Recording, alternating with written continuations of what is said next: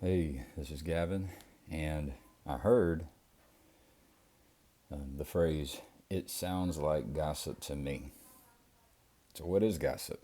I've heard, one of my counselors say something like, I'm not trying to gossip. And I heard a joke from my pastor where these three guys got together and they really were developing close relationships, doing fellowship until the point where they could have confidence in each other and trust each other so that they could confess to each other. And one of them begins and says, I have to confess that I have a problem with lust. And the second one said, I have to confess that I have a problem with trying to keep up with everyone else and buy all the latest stuff. And the third one said, guys, I have to confess I have a problem with gossip and I can't wait to get out of here. So, what is gossip? Well, I went to my head counselor with this question. What is gossip and what do you do about it? My head counselor said, my wife, she said when she encounters gossip, she likes to try and offer the perspective of the person that's not in the room who is being talked about. And so that's good. And I think in that is a connection to the teachings on gossip that you might find in Proverbs, or, the Apostle Paul might talk about it.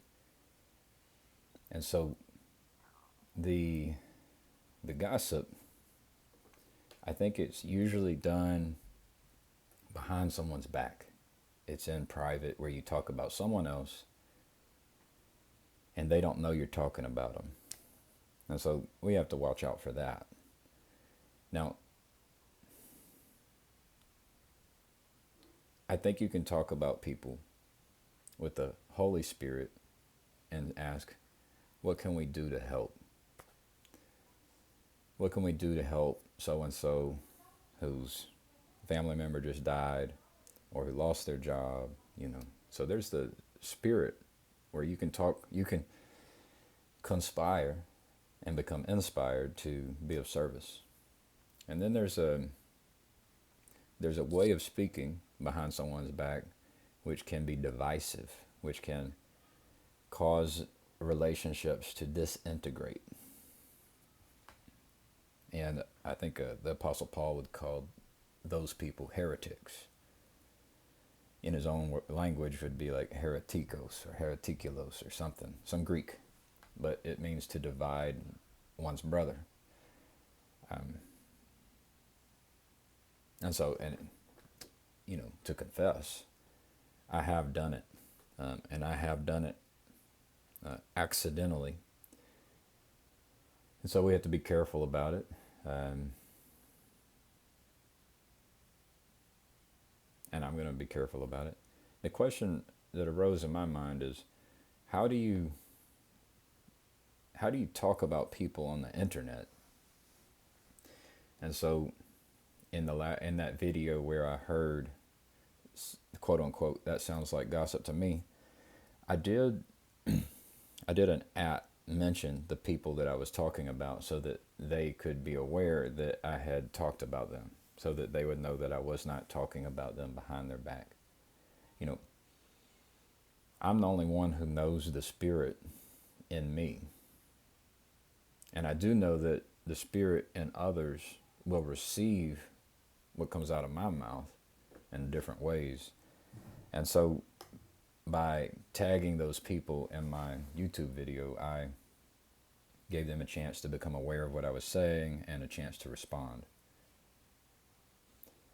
And so, and I was commenting on some interactions where people are speaking publicly on Twitter. And so it doesn't feel like gossip in this situation.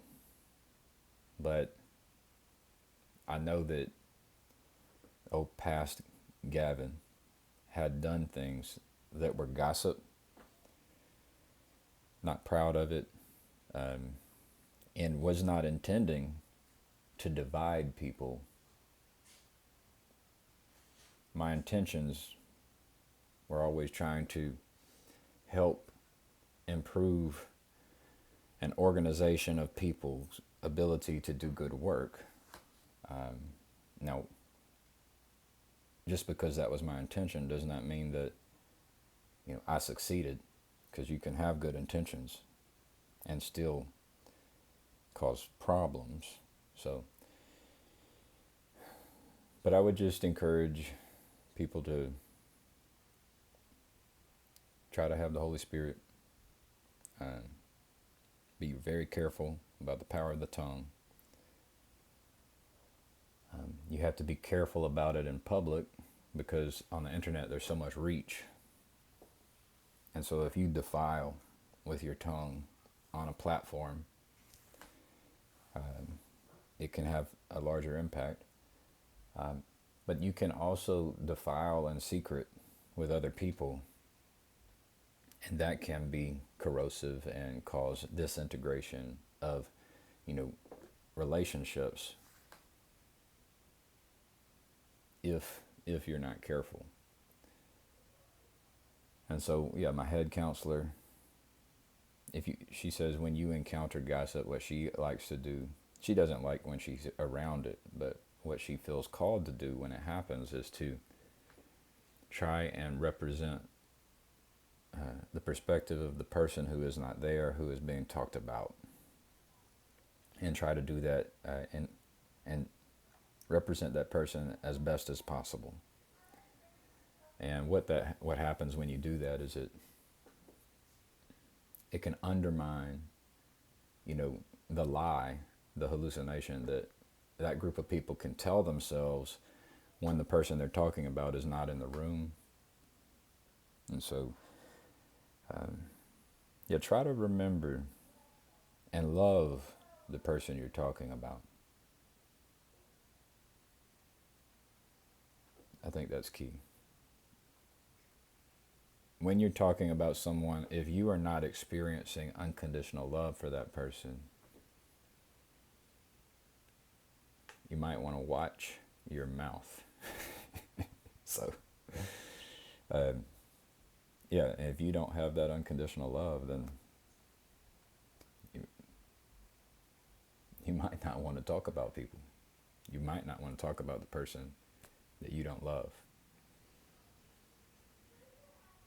to their face or behind their back. Either way. So, I don't know what you do if you don't have that. Well, for me, when I didn't have that unconditional love, it's like maybe that's where all my nervousness and anxiety came from, talking to people without love. And I went decades without love. So, yeah, when you start putting words out, love your audience, love the people that you're talking to, and love the people that you're talking about. And when you do that, you should feel comfortable sharing the thing that you said with those people. And I think the challenge there is some people don't know what love is. And I say that from experience. People can love me, and I would not know the feeling of expressing love, expressing agape, expressing unconditional love. So that's how many people are blind to having love in their heart and expressing the power of love. And, shout out Jesus. So, God and everyone who becomes closer to God, and the one who became so close that he was proclaimed the beloved Son, which is the King deserving of being served, of being, so the one that is, that when you serve, you are then grafted in and can become closer to God, so that you know God and know that unconditional love better in your heart. So, shout out Jesus.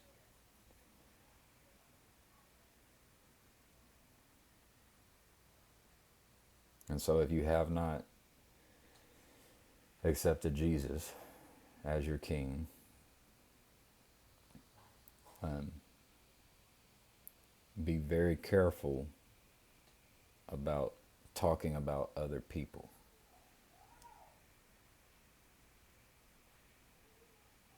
And try to be very close to God, and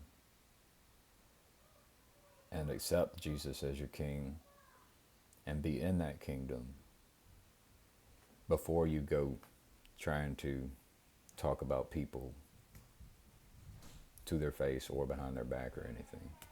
So I love you. There goes my children. I got work to do. Have a good one.